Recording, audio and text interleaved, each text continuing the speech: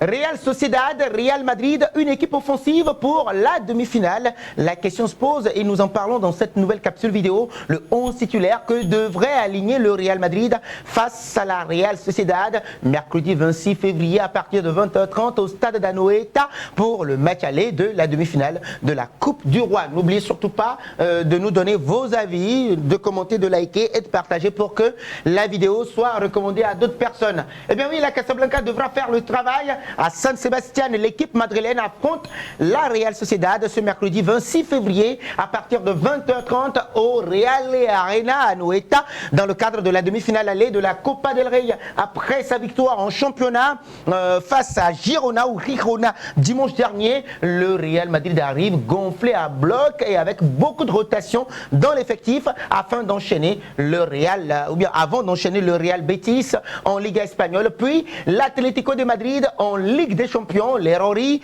Blancos, ça va être hyper vachement important. Jude Bellingham sera disponible pour le match de Coupe du Roi malgré sa suspension en Liga. Il est même fort probable qu'il soit titulaire pour cette rencontre-là, selon les informations révélées par la presse sportive espagnole. L'Anglais a déjà purgé un match de suspension en Liga contre Girona et il manquera également le match prochain, ou bien le prochain match face au Betis Séville. Donc son retour en championnat est prévu pour le match contre le Rayo Vallecano en Ligue des Champions par exemple. Jude Bellingham sera toujours absent. Pourquoi cette absence-là? Il sera absent pour le match aller contre l'Atlético de Madrid au Bernabeu.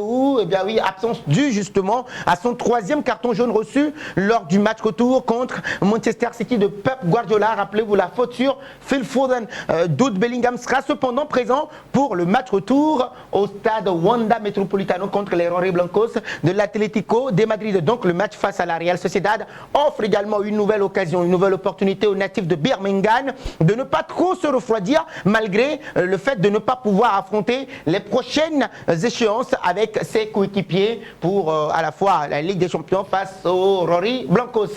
Et si nous parlions de cet homme, Federico Valverde, peut-être qu'il sera mis au repos. Après avoir été laissé au repos face à Girona, Federico Valverde pourrait de nouveau être en congé face à la Real Sociedad. Selon les informations des faits, Carlo Ancelotti songerait justement à nouveau de faire sans le Sud-Américain afin de le garder frais pour les prochaines rencontres du Real Madrid. A noter que cette saison, tenez-vous bien, l'Uruguayen a disputé presque toutes les rencontres possibles avec les Madrilènes en 42 matchs par exemple, joués par Los Blancos.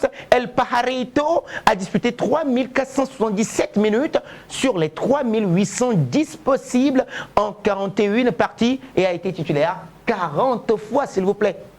Donc le retour de la charnière centrale également est envisagé.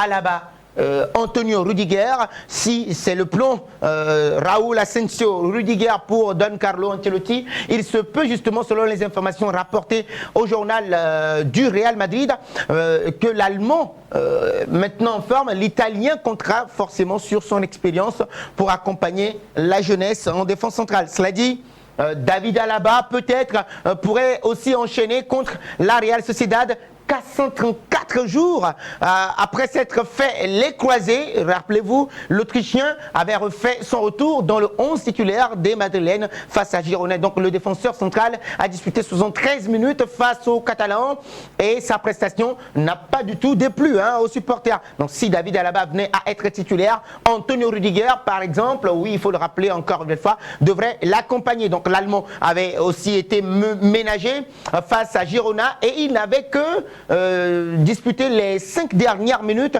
de la rencontre. Donc pour l'occasion, Don Carlo Ancelotti pourrait encore une fois miser à nouveau sur l'expérience afin que Raúl Asensio puisse aussi souffler un tout petit peu avant d'enchaîner à nouveau les rencontres pour le Real Madrid. Donc l'attaque titulaire, voilà cette attaque là que vous connaissez, je m'éclipse un peu pour que vous puissiez voir. Vinicius Junior, Kylian Mbappé, Rodrigo Goes, 2 des 3 pourraient être aussi ménagés. Donc il est fort probable que Carlo Ancelotti fasse comme contre Leganés en Coupe du Roi au dernier tour. Rappelez-vous justement avec cette fois-ci un autre de ce quatuor là Un autre changement, donc surtout que ce lundi d'ailleurs, le Français a ressenti Kylian Mbappé justement une douleur inattendue donc à l'une des molaires au niveau de ses dents. Donc résultat des courses, le Kikis a dû se faire un tout petit peu arracher, se le faire arracher les molaires. Donc selon les informations du club, on ne sait pas si l'attaquant sera présent à Saint-Sébastien, mais c'est déjà confirmé par Don Carlo Ancelotti.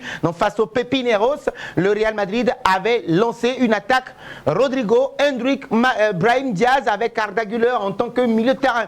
Donc après la première mi-temps, Rodrigo Goes avait cédé sa place à Vinicius Junior afin que tout le monde se dégourdisse un tout petit peu les jambes. Donc à noter aussi que le retour de Jude Bellingham fait donc sauter une place, peut-être ou pas. Donc Brahim Diaz a été titularisé face à Girona pour justement couvrir l'absence de l'international anglais. Donc pour le coup, il n'est pas impossible que le Marocain souffle à nouveau dans cette rencontre-là. Donc Carlo Ancelotti devrait aligner une attaque Vinicius Junior, Hendrick Felipe Moreira, Arda Güler au stade d'Anoeta à Saint-Sébastien. Donc à la mi-temps, peut-être, on dit bien peut-être que l'Italien fera comme à Burtake où il remplacera Vinicius Junior par Rodrigo Goes ou même Kylian Mbappé si disponible ou pas. Donc à voir dans ce cas-là. Donc la composition probable du Real Madrid face à la Real Sociedad se résume ainsi selon les indiscrétions du journal du Real Madrid. Donc Carlo Ancelotti fera quelques changements. Luka Modric devrait rester en tant que titulaire et cette fois-ci Eduardo Camavinga serait remplacé ou bien serait placé plutôt en tant que 6 avec Jude Bellingham juste devant. Ferland Mendy pourrait aussi se maintenir dans le 11 titulaire après avoir disputé la rencontre face à Girona contre toute attente et donc à rappeler également que Fran Garcia avait été préféré en Liga espagnole sur le flanc gauche de la défense du Real Madrid. Donc le 11 titulaire du Real Madrid face à Girona en un système de 4-3-3. C'est à vous de voir si vous êtes d'accord ou pas. André Lunin, Lucas Vazquez, Antonio Rudiger, David Alaba, Ferland Mendy, Eduardo Camavinga, Luka Modric, Jude Bellingham, Vinicius Junior, Hendrick Felipe Moreira et Arda Güler. Et n'oubliez pas aussi vos pronostics dans les commentaires.